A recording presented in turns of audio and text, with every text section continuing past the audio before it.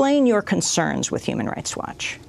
The concern is that the revolving door process that we delineated in the letter leads to a perverse incentive structure. That is to say, if you are a Human Rights Watch staff member and you are to criticize harshly and in principled terms actions by the U.S. government, one shouldn't have in the back of his or her mind the possibility of actually working for that government. And we think that that possibility of looking at the U.S. government, which, you know, the Human Rights Watch should be antagonistic towards, along with any other government, one should not see that as a possibility for future career advancement, and that generates perverse incentives. The revolving door process is something that's quite clearly understood in other industries, like the financial sector, in which you have a revolving door there. So we are simply saying that in the case of Human Rights Watch, which stands by its independence, that it should demonstrate that independence further by implementing an actual policy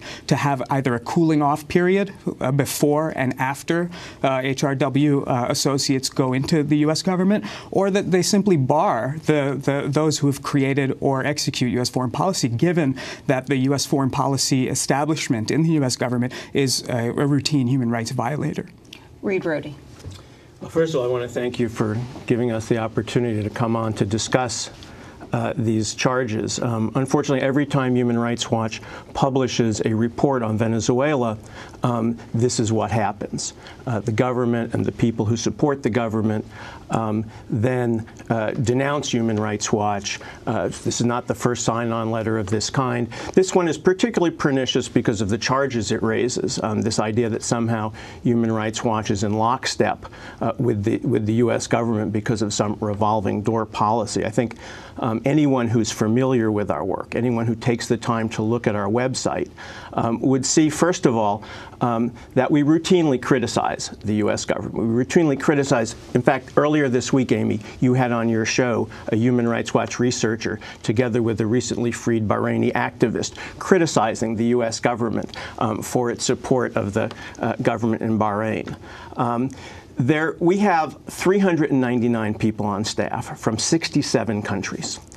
We have people, there's probably a handful of people who have worked for the U.S. government. There are also people who've worked for the governments of Brazil, Canada, France, Germany, Mexico, the Netherlands, Norway, Peru, Spain, South Africa, Sweden, and the United Kingdom. I mean, I could go through the list of the directors, the regional directors, our Africa director, a former Ethiopian political prisoner under U.S. ally Meles Zenawi, the person in charge of all our program, Ian Levine, who you know, a British-trained nurse, 10 years in Africa, then UNICEF, then Amnesty International. Ken Roth, the director of Human Rights Watch, 27 consecutive years at Human Rights Watch. There's a handful of people. This revolving door policy, if we implemented it, would have changed one person at Human Rights Watch. To the extent that there is a revolving door policy at Human Rights Watch, it's with the United Nations. There are many people, myself included, who have worked at the United Nations, the UN High Commissioner for Refugees, the UN High Commissioner for Human Rights. So there really is no basis to this kind of allegation. So, Keen-Pat, can you respond specifically to what Reed Brody said about the number of former government officials from a number of other countries who are employed at Human Rights Watch? Why the specific focus on U.S. government officials? Well, one, what we're talking about is both working for the U.S. government before and after Human Rights Watch. In all of the countries that you listed, I'm not aware of people who have worked in that government, then in Human Rights Watch, and then back into government. And that's the revolving door phenomenon. So if you have credible evidence of those people, we would probably oppose that as well. But the second point about focusing on the United States is that, as opposed to Peru or Mexico or Brazil, the United States is the world's largest military hegemon. And as the world's sole superpower, which has committed, various human rights violations on an order of magnitude far beyond the scope of anything that could be accused upon Mexico or another country, this is really the core issue.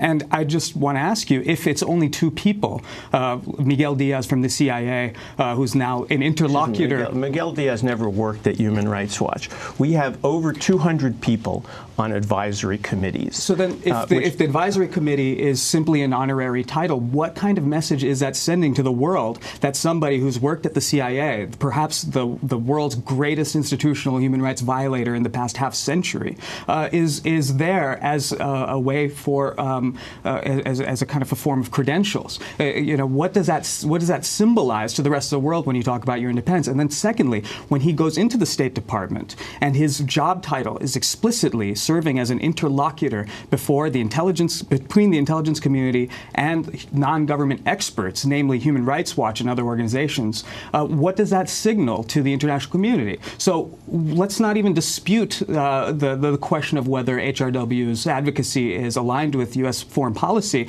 The very appearance, the very fact that we're having this debate is indicative of the need of having some kind of a policy. The very fact we're having this debate is that the Venezuelan government and people who support the Venezuelan government cannot tolerate criticism of Venezuela. I think this is a complete That's why we're having this debate.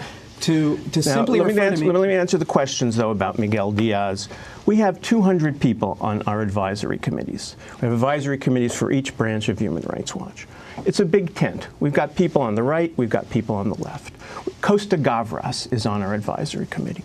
Bernardine Dorn is on our advisory committee. Tahir Benjaloun, Mike Farrell. This is not a question of left or right. This is a question of people who are associated with leading human rights violators working there. What can he bring to the table? What can he advise upon on human rights when he's worked at the CIA? At the time that Miguel Diaz was on the advisory committee, he was the Latin American director of CSIS, a public policy think tank in Washington. Those are the kinds of positions that you bring to an advisory committee.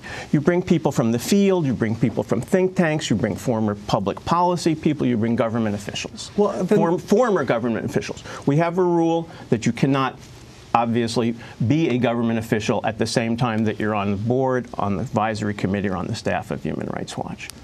Can I just ask you to outline specifically, you were in particular critical of the way in which Human Rights Watch has covered Venezuela. So could you outline what some of your criticisms were? Yeah. First, I would dispute the contention that this is simply an effort by Venezuela supporters to try to tarnish HRW's good name. Again, Reed Brody is not addressing the core issue here about a revolving door that's taking place. Does he dispute the fact that there is no revolving door if Tom Malinowski works at this? One person.